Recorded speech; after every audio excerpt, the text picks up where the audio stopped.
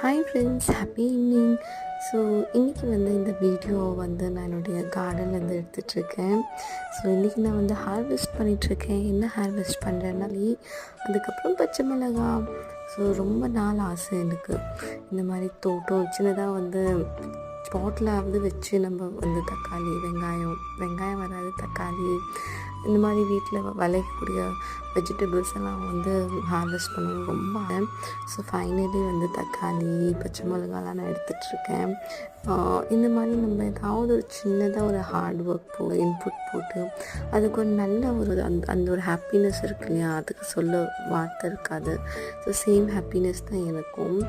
அது ஒரு நாள் அது பழுத்து ரெட் கலர் ஆகிற போது எனக்கு அவ்வளோ ஒரு ஹாப்பியாக இருக்கும்.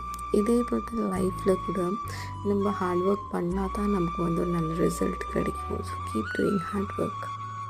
இன்னொரு வீடியோவில் பார்க்கலாம்.